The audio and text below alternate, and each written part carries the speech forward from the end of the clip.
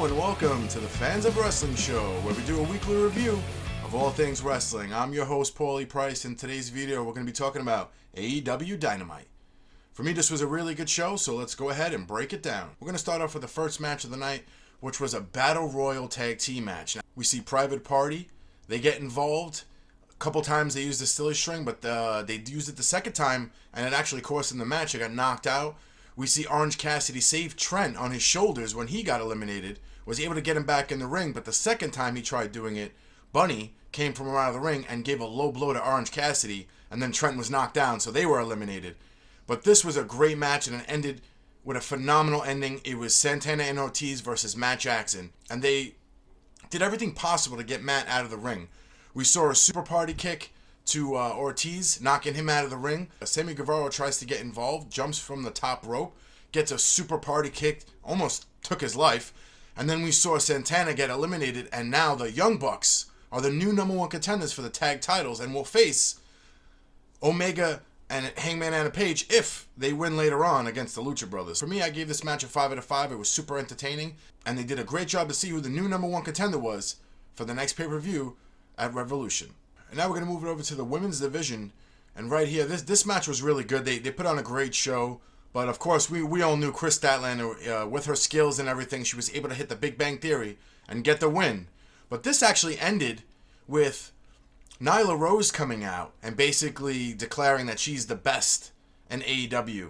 And Kris Statlander had something else to say about that, which she got a bloop to the nose. And this also followed. Big Swole came out and also got in the face of Nyla Rose. So I'm very intrigued to see what's going to happen here with this storyline moving forward with Kris Statlander and Nyla Rose. Alright, so we saw Jon Moxley versus Geoff Cobb. Now, this was a great match. They both put on a great show, but Jon Moxley getting the win and then immediately getting jumped by the Inner Circle. And we saw Darby Allin and Dustin Rhodes help out after the match. So that was a really good match. I'm going to give it a 4 out of 5. It was very entertaining, and it was a cool debut for Geoff Cobb's.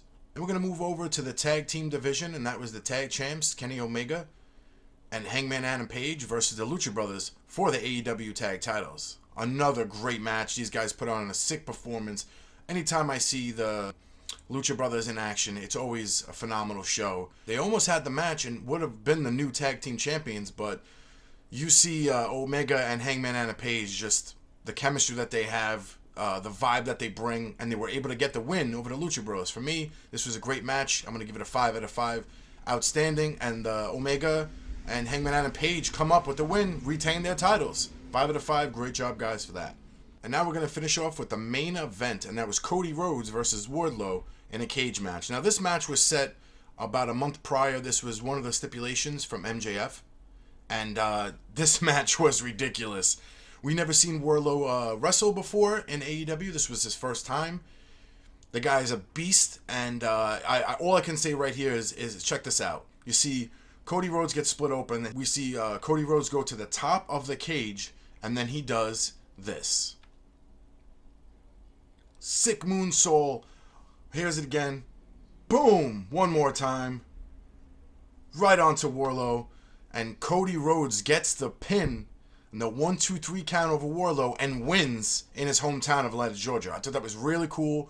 Great show, and I'm going to give the match a 5 out of 5. I thought it was super outstanding, especially what Cody Rhodes did, and great job. Now we're going to move over to the overall show rating. We're going to do the ref rating, match card rating, production value, and overall show rating. For me, the referee rating, 5 out of 5. Everybody did an outstanding job.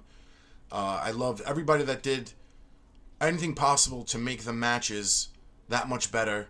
Edwards, Knox, Bruce, everybody did an outstanding job. 5 out of 5. For the match card rating, I'm going to give it a 5 out of 5. I liked the promos. I liked everything they set up. They brought out Taz for the commentary team. We had Britt Baker at the commentary team for the women's match. I just liked everything that they did. The storytelling was great, so 5 out of 5 for that. For the production value, I'm going to give it a 5 out of 5. It was great. Everything was good as far as the way they lined up the show. The camera angles that they did, especially with Cody's moonsault off the top of the cage, was great. So again, 5 out of 5. And for the overall show rating, I'm going to give the show 5 out of 5. Perfect show. It was by far the best show of the week for me so far, and it definitely topped NXT.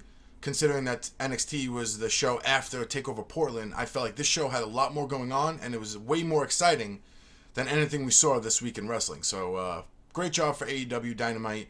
Great show, and I can't wait to see what's going to happen next week. All right, thank you for watching the show. If you didn't like my ratings or reviews, I really don't care, because at the end of the day, what do I know? I'm just a fan.